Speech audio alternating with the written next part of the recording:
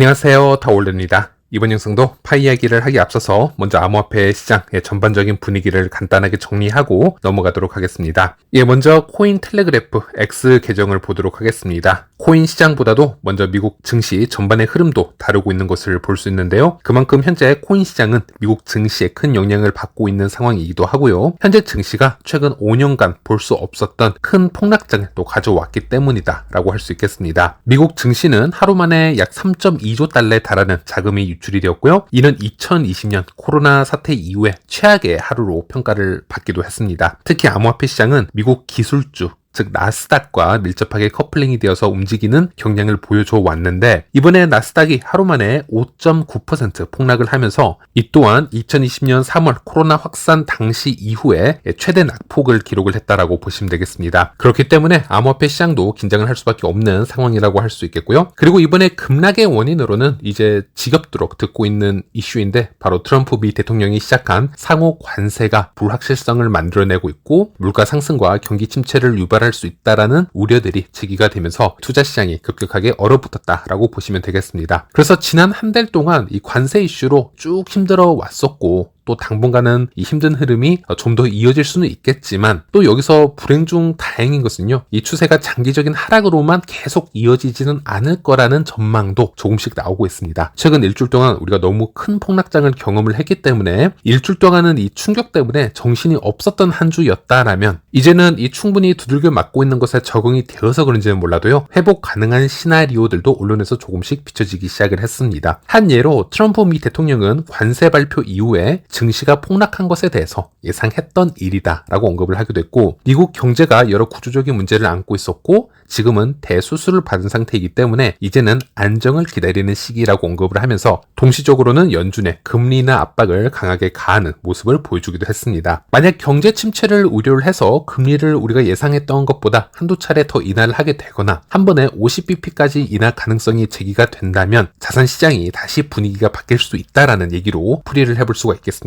현재 시장 분위기를 보면요. 5월에는 기준금리가 동결된 가능성이 가장 높습니다. 하지만 이 동결 확률이 점차 낮아지고 있는 것만으로도 우리가 어떤 의미를 부여를 해볼 수가 있겠는데요. 며칠 전까지만 해도 이 동결 가능성이 85%를 넘어갔지만 현재는 68%까지 하락한 상태라고 보시면 되겠고요. 또 6월에는 25bp 인하 가능성이 가장 우세한 상태이지만 한 단계가 아니라 두 단계 50bp 인하 가능성도 제기가 되면서 시장의 기대감을 보았을 때는 50bp 인하 가능성이 동결 가능성보다 더 높게 점쳐지고 있기도 합니다. 그래서 아직은 시기상조일 수도 있지만 지금 이런 희망적인 시나리오도 상상해 볼 수 있는 시점이라고 할 수 있겠고요. 그리고 또 하나는 조금 전에 말씀을 드렸지만 나스닥 이 기술주들과 암호화폐가 최근에 커플링이 되어서 함께 움직이는 모습을 보여주고 있다라고 제가 말씀을 드렸는데 이번에는 주목을 해야 될 점이 이번 급락장에서 나스닥은 큰 폭으로 하락을 했지만 비트코인은 상대적으로 안정적인 흐름을 보여주었다라는 점입니다. 그래서 이런 부분은 암호화폐 시장이 점차 디커플링이 되어가면서 독자적인 움직임을 보여줄 수 있는 가능성도 보여줄 수 있다. 이렇게 희망적인 메시지로 확인을 해볼 수 있겠습니다. 올해는 트럼프 미 대통령이 미국을 암호화폐 수도로 만들겠다라는 발언을 여러 차례 해온 만큼 물론 현재 시장은 매우 답답하고 좀 불안한 부분이 있지만요. 좀 더 장기적으로 바라본다면 올해 시즌 종료가 아니라 이 시장에 대해서 새로운 기대감을 조금 가져볼 수도 있지 않을까 조심스러운 전망을 해볼 수도 있겠습니다. 네, 그래서 오늘 암호화폐 시장을 전체적으로 한번 살펴보시면요. 큰 움직임은 없었습니다. 전체 시총은 소폭 하락하는 모습을 보여주었고 하지만 파이는 오랜만에 한 차례 반등을 보여주면서 이 커뮤니티에 큰 활력을 불어넣어 주었다라고 정리를 해볼 수가 있겠습니다. 버블 차트로 보시면요. 오늘 하루 기준으로 해서 눈에 띄는 부분이 그동안 큰 하락을 보여주었던 파이가 14% 상승한 모습을 확인할 수 있었습니다. 파이 1시간봉 차트입니다. 어제 한때 0.4달러까지 저점을 찍었던 파이인데요. 한 차례 강한 펌핑이 나와주면서 100% 상승을 보여주었습니다. 0.8달러까지 찍고 다시 재조정을 받고 있는 중인데요. 영상 제작하는 시간 기준으로는 현재 0.6달러 부근에서 다시 움직임을 보여주고 있습니다. 파이의 경우에는 어제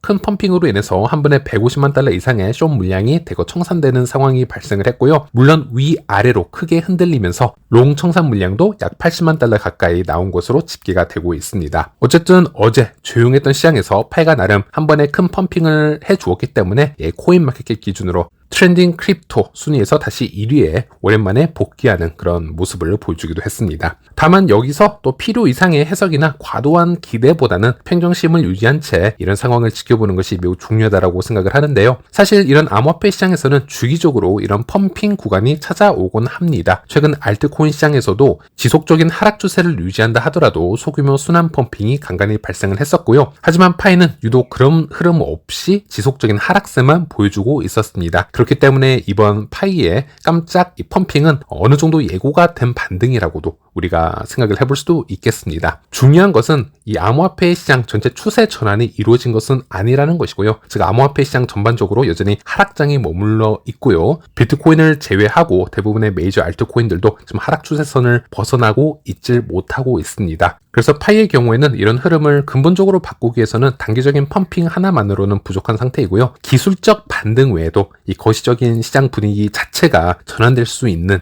여러 요인이 맞물려야만 진정한 변화가 가능할 것이라 예측이 됩니다. 네, 그리고 최근 파이 업데이트 한번 살펴보도록 하겠습니다. 최근 들어서 가장 주목받고 있는 파이 업데이트는 역시나 이 벤사 또는 반사라고 불리우는 기업과의 파트너십이 되겠습니다. 기존에는 우리가 메인넷 지갑을 활성화를 하려면 반드시 파이 체크리스트를 완료를 하고 파이 KYC를 받고 파이의 마이그레이션을 진행하는 방식밖에 없었지만은 이제는 새로운 흐름을 통해서 추가적인 방식으로 메인넷 지갑을 활성화할 수 있는 기능이 생겼는데요. 이것이 바로 반사 지갑을 통한 활성화라고 보시면 되겠습니다. 이 반사 지갑의 자체 KYC를 통과를 하고 파이를 구매를 하게 되면 자동으로 지갑이 활성화가 되는 옵션이 생겨났습니다. 하지만 지금은 여러 오류나 버그 수정으로 인해서 다시 비활성화가 되어 있는 상태라고 보시면 되겠고요. 물론 이 스크린샷은 비활성화 되기 전에 제가 미리 스크린샷을 해둔 이미지인데 이미 파이 KYC와 마이그레이션을 모두 통과한 분들은 이 반사 지갑 활성화 옵션이 나오지는 않습니다. 하지만 저는 2차 마이그레이션을 위해서 새로운 지갑을 생성을 해놓은 상태였고요. 체크리스트에 등록을 해둔 상태였기 때문에 또 그 새로운 지갑은 2차 마이그레이션이 아직 진행이 되지 않았기 때문에 그 지갑이 활성화가 되지 않은 상태였습니다. 그 지갑으로 접속을 해보면 이렇게 반사 지갑으로 활성화를 할 것이냐라는 옵션 창을 볼 수 있었습니다. 어쨌든 지금은 모두 비활성화가 되어 있기 때문에 이 부분은 코어팀의 재공지와 개선된 사항을 확인할 필요가 있겠습니다. 일단 이 반사 기업에 대해서 잠시 설명을 해드리자면요. 이미 눈치를 채신 분들은 다 채셨을 거라고 생각을 합니다. 제 영상에서 이미 파트너십 가능성을 미리 예고를 해드렸고요. 또 디앵커 계정에서 힌트로 나왔던 부분이기도 합니다. 이 반사 기업의 주 기능을 보면 온 앤 오프 램프 역할을 하는 곳이라고 보시면 되겠습니다. 즉 현실 세계의 법정화폐와 블록체인 세계의 암호화폐를 자연스럽게 연결을 해주는 것이 주 목적인 기업이다, 앱이다 라고 보시면 되겠고요. 총 45개의 글로벌 라이센스를 취득을 했고 150개국 이상에서 반사 지갑이 사용이 되고 있다라고 보시면 되겠습니다. 특히나 미국의 경우에는 아직도 암호화폐 관련 규제가 매우 까다로운 편이고요. 거래소 상장이 그렇게 쉽지가 않습니다. 그래서 파이의 경우에는 아직 미국 지역에서 파이를 거래하기가 쉽지 않은 상태로 나와 있는데요. 이렇게 미국의 라이센스를 취득을 하고 자유롭게 사용이 가능한 반사가 미리 파이 생태계로 진입을 해서 서비스를 공급을 해주면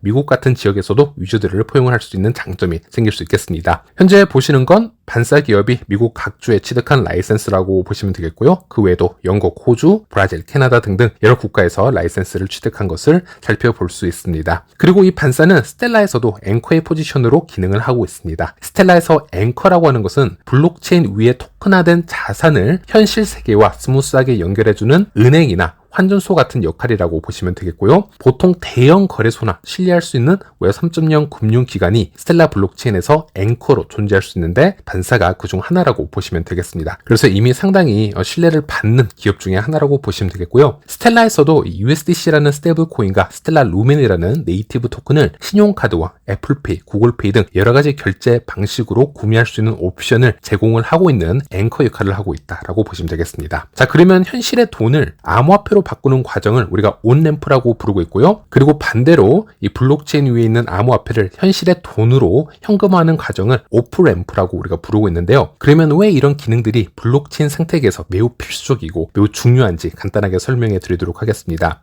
우리는 현재까지 암호화폐를 현금화하거나 반대로 현금을 암호화폐로 전환하기 위해서는 중앙화된 거래소를 이용할 수밖에 없었습니다. 하지만 현실적으로 암호화폐 거래소를 이용할 수 있는 국가나 국민들은 매우 적다라고 할 수 있겠습니다. 예를 들어 암호화폐 거래소 자체를 규제하는 국가가 상당히 많이 존재하고 있고요. 또 거래소 가입을 위해서는 은행 계좌가 필수인 곳도 상당히 많습니다. 즉 금융 인프라가 부족한 국가나 지역에서는 이 모든 것이 진입 장벽으로 작용한다라고 보시면 되겠고요. 이처럼 복잡하고 제한적인 환경 속에서 사용자들이 자유롭게 암호화폐를 활용을 하려면요, 언제든지 암호화폐와 법정화폐를 상호 전환할 수 있는 간편하고 신뢰할 수 있는 브릿지 솔루션이 반드시 필요하다고 할 수 있겠습니다. 이러한 온, 오프 램프 시스템이 제대로 갖춰지지 않으면 우리가 매번 얘기하는 암호화폐 글로벌 혁신 또는 누구나 쉽게 참여하는 탈중앙화 경제, 이런 비전은 현실이 되기 어렵다라고 보시면 되겠습니다. 제 채널을 꾸준히 봐오신 분들은 아시겠지만 저는 수년 전부터 이 기능을 매우 중요하다라고 말씀을 드려왔고요. 특히나 스텔라에서 움직이는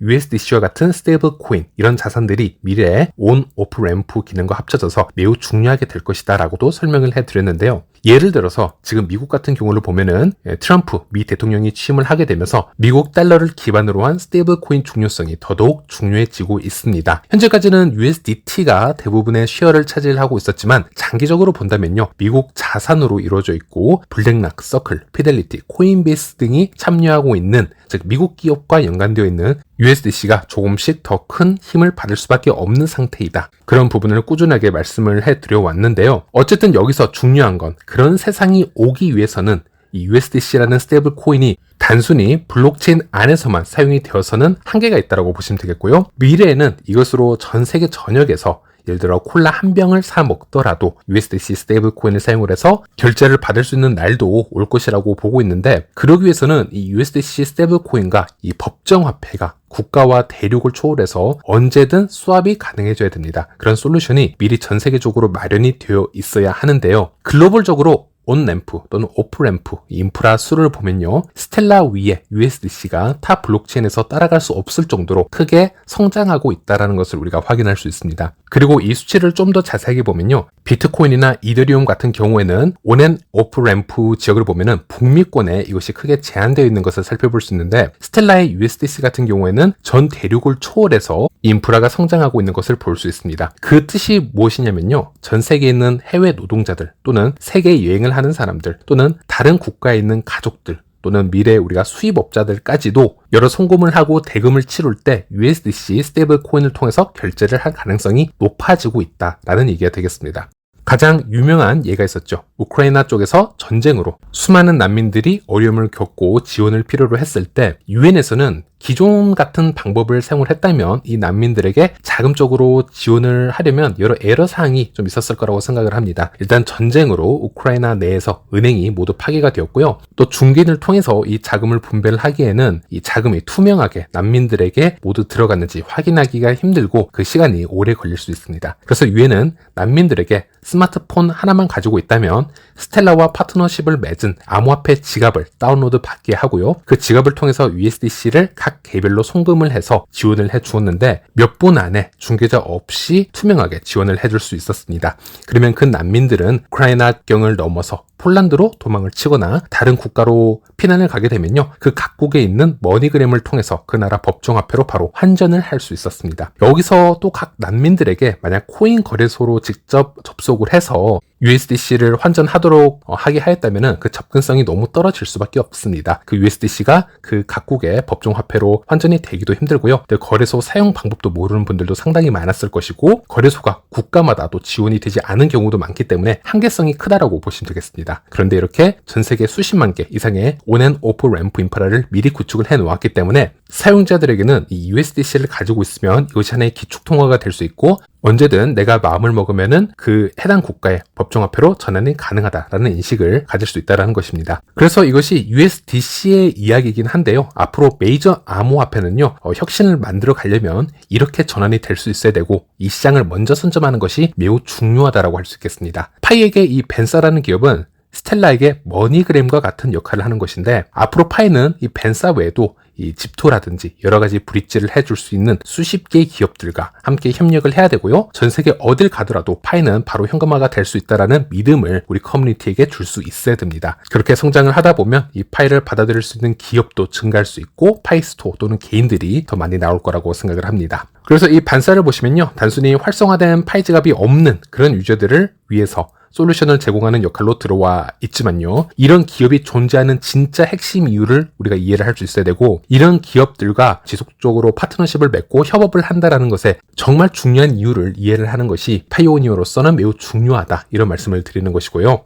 네, 마지막으로 영상 정리하면서 마치도록 하겠습니다. 최근 시장 분위기를 보면은 여기저기서 이번은 시즌 종료인 것 같다, 이런 말이 나올 정도로 상당히 암울한 상황이라고 할 수 있겠습니다. 비트코인은 비교적 잘 버티고 있는 모습이지만 알트코인들은 큰 폭의 하락을 다 겪고 있는 상황이라고 보시면 되겠고요. 여기에 미 증시까지 더 크게 흔들리고 있는 상황이라 지금은 말 그대로 극한의 공포가 시장 전반에 퍼져 있다라고 보시면 되겠습니다. 그런데 이럴 때일수록 항상 말씀드리는 것이지만 파이가 다른 코인들보다 10% 20% 더 빠졌다, 움직임이 적다, 이런 세부적인 움직임에 집착하는 분석은 오히려 독이 될 수 있습니다. 파이는 이제 출시가 된 지 한 달이 조금 넘은 그런 신생 암호화폐이고요. 초기에 무료 채굴자가 많이 있었던 만큼 처음에는 매도세가 조금 더 셀 수가 있습니다. 그래서 이런 건 어찌 보면 자연스러운 현상 중 하나라고 볼 수 있겠고요. 또 반대로 지금처럼 불확실성과 공포가 큰 시기에 단기적인 펌핑이 한 차례 나왔다고 해서 이 자체에도 큰 의미를 부여하기보다는요, 이 시장을 길게 보고 이 시장 분위기 자체가 전환되기를 기다리는 자세가 더 필요하다고 할 수 있겠습니다. 어제 파이의 움직임을 보신 분들은 아시겠지만 마켓 메이커들이 되었던 어떤 세력이 되었던 간에 때가 되면 가격이 오르는 건 순식간이라고 보시면 되겠습니다. 제로로 하락할 프로젝트가 아니고 커뮤니티가 건재한 프로젝트라면요, 그리고 지속적으로 업그레이드가 이루어지는 프로젝트라면 이 시기를 잘 버티다 보면은 다시 재평가를 받는 그런 시점이 오게 될 것입니다. 물론 이 시점이 언제일지는 누구도 장담을 할 수 없지만 우리는 이 잠재력 하나를 믿고 지금 가격 변동에 너무 흔들리기보다는 생태계에 조금씩의 이 변화되는 모습, 개선 흐름에 조금씩 주목을 하면서 좀 마음을 편안하게 가지는 게 더 중요하지 않을까, 이렇게 말씀드릴 수 있겠고요. 예, 오늘 영상은 여기까지 하도록 하겠습니다. 다음 영상에 다시 찾아뵙도록 하겠습니다. 시청해주셔서 감사합니다.